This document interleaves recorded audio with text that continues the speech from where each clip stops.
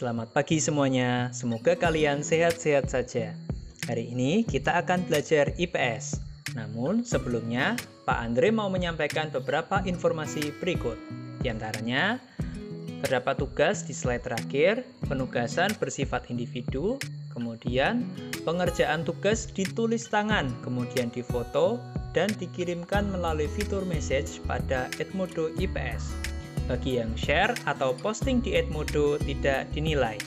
Maksimal pengumpulan tugas adalah Kamis 23 April 2020 pada pukul 18.00. Plagiasi akan dikenakan sanksi. Nah, berikut adalah materi penjelajahan samudra atau kedatangan bangsa barat ke Nusantara. Sebelum kedatangan bangsa Eropa, bagaimanakah keadaan di Nusantara? Mungkin kalian masih ingat materi di kelas 7. Berikut adalah beberapa keadaan di Nusantara. Yang pertama, di Nusantara sudah ada kerajaan-kerajaan Hindu, Buddha, dan Islam. Yang kedua, sudah ada hubungan politik, ekonomi, sosial, dan budaya antar kerajaan di Nusantara maupun dengan kerajaan di luar Nusantara. Yang ketiga, di Nusantara telah tinggal bangsa-bangsa dari India, Cina, Arab, dan bangsa-bangsa lainnya yang hidup berdampingan dan membaur menjadi masyarakat di Nusantara. Yang keempat, masing-masing kerajaan adalah kerajaan yang merdeka. Nah, kekayaan Nusantara yang menarik bagi bangsa barat yaitu yang pertama, kaya akan rempah-rempah yang pada saat itu dibutuhkan oleh bangsa Eropa. Nah, ini adalah beberapa contoh rempah-rempah yang kita sering temukan. Yang kedua, posisi Nusantara yang menguntungkan di jalur perdagangan dunia. Yang ketiga, sumber daya alam yang berlimpah. Dapat kalian saksikan peta persebaran sumber daya alam di Indonesia berikut. Selanjutnya, banyak sumber daya manusia yang dapat dimanfaatkan sebagai mitra dagang, penyetor hasil rempah, dijadikan pekerja, bahkan budak. Nah, lalu mengapa bangsa-bangsa barat datang ke Nusantara? Nah, ini kalian tahu bahwa Nusantara memiliki berbagai keunggulan yang menarik bagi bangsa-bangsa asing untuk datang ke Nusantara. Bukan hanya bangsa-bangsa Asia, tetapi bangsa-bangsa Eropa yang letaknya ribuan kilometer dari Nusantara tertarik dan berdatangan ke Nusantara. Tentu, keunggulan tersebut tidak menjadikan bangsa barat langsung datang ke Nusantara. Ada beberapa faktor pendorong yang menyebabkan bangsa-bangsa barat melakukan perjalanan jauh yang memerlukan biaya tinggi, bahkan mempertaruhkan nyawa mereka. Berikut adalah faktor pendorong kedatangan bangsa barat ke dunia timur. Yang pertama, Perang Salib. Perang ini terjadi dengan melibatkan orang-orang Eropa yang berhadapan dengan orang-orang Turki Seljuk dan orang-orang Arab. Disebut Perang Salib karena pasukan Kristen menggunakan tanda salib dalam pakaian mereka. Sementara bagi orang Islam, perang ini disebut dengan Perang Suci. Dampak adanya Perang Salib yaitu jalur perdagangan Eropa dan Timur Tengah menjadi terputus.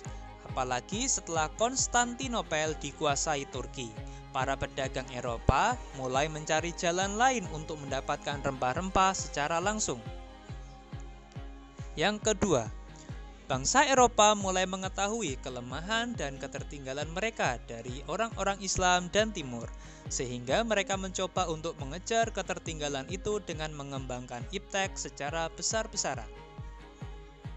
Yang kedua, jatuhnya Konstantinopel ke tangan Turki. Kota Konstantinopel di kawasan Laut Tengah telah menjadi pusat perdagangan internasional antara para pedagang dari barat dan timur. Salah satu komoditinya adalah rempah-rempah. Setelah jatuhnya Konstantinopel tahun 1453 ke tangan Turki Utsmani, akses bangsa-bangsa Eropa untuk mendapatkan rempah-rempah yang lebih murah di kawasan Laut Tengah menjadi tertutup. Harga rempah-rempah melambung sangat tinggi di pasar Eropa. Yang ketiga, kisah perjalanan Marco Polo. Marco Polo adalah seorang pedagang dari Venesia, Italia, yang melakukan perjalanan ke Cina. Kisah perjalanannya dituangkan dalam buku berjudul Book of Various Experience yang menceritakan tentang keajaiban dunia atau disebut Imago Mundi. Melalui buku tersebut, bangsa-bangsa Eropa mendapatkan sedikit gambaran tentang berbagai hal yang ada di Cina dan daerah-daerah lainnya. Yang keempat, berkembangnya teknik pelayaran. Upaya bangsa Eropa menemukan daerah penghasil rempah-rempah ke dunia timur mendapat dukungan dan partisipasi dari pemerintah dan para ilmuwan.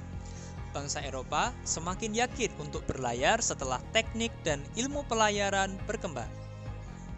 Yang kelima, penemuan kompas.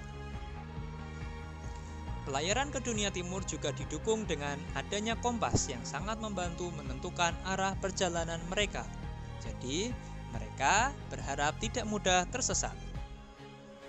Yang keenam, penemuan Kopernikus yang didukung oleh Galileo Galilei. Kopernikus menyatakan bahwa bumi bulat, matahari sebagai pusat tata surya atau disebut heliosentrik. Hal ini didukung oleh Galileo Galilei melalui penemuan teleskopnya. Pendapat ini memperkuat keberanian para pelaut karena orang yang berlayar ke dunia timur tidak akan tersesat. Pelayaran ke timur yang dilakukan nantinya akan sampai ke tempat semula. Pendapat Kopernikus dan Galileo Galilei sekaligus membantah pendapat yang saat itu dipercaya bahwa bumi adalah pusat alam semesta dan permukaan bumi itu datar. Yang ketujuh, daya tarik Indonesia bagi bangsa-bangsa barat. Berbagai komoditas perdagangan di Asia menjadi incaran bangsa-bangsa barat. Salah satu yang paling dicari adalah rempah-rempah yang dihasilkan bangsa Indonesia. Indonesia dan Eropa memiliki perbedaan iklim dan kondisi alam. Lokasi mempengaruhi perbedaan iklim dan kondisi tanah di Indonesia dan Eropa. Hal ini mengakibatkan hasil bumi yang diperoleh juga berbeda. Yang kedelapan, motivasi gold, glory, and gospel. Gold artinya emas yang identik dengan kekayaan. Semboyan ini menggambarkan bahwa tujuan bangsa barat ke Indonesia adalah untuk mencari kekayaan. Glory bermakna kejayaan yang identik dengan superioritas dan kekuasaan. Dalam hal ini, mereka saling bersaing dan ingin berkuasa di dunia baru yang ditemukannya. Gospel adalah keinginan bangsa barat untuk menyebarluaskan atau mengajarkan agama Nasrani, Kristen, dan Katolik ke bangsa-bangsa Asia, Afrika, dan Amerika Selatan, lebih khusus lagi bagi masyarakat yang belum beragama. Pada mulanya, orang-orang Eropa ingin mencari dan bertemu Prester John, yang mereka yakini sebagai raja Kristen yang berkuasa di timur. Yang kedelapan, revolusi industri. Revolusi industri yang terjadi sekitar 300 tahun setelah Konstantinopel jatuh ke Turki ikut mendorong bangsa-bangsa barat menuju dunia timur. Revolusi industri pertama ditandai dengan dikembangkannya mesin uap oleh James Watt.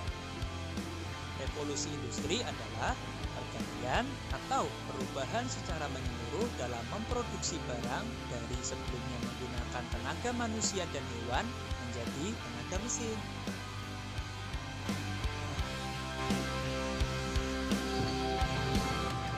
Demikian materi kita pada hari ini. Silakan kalian mengerjakan uji kompetensi berikut. Semoga bisa menambah wawasan kita tentang latar belakang penjelajahan samudra yang dilakukan bangsa Eropa. Terima kasih, tetap jaga kesehatan, tetap semangat, dan sampai jumpa.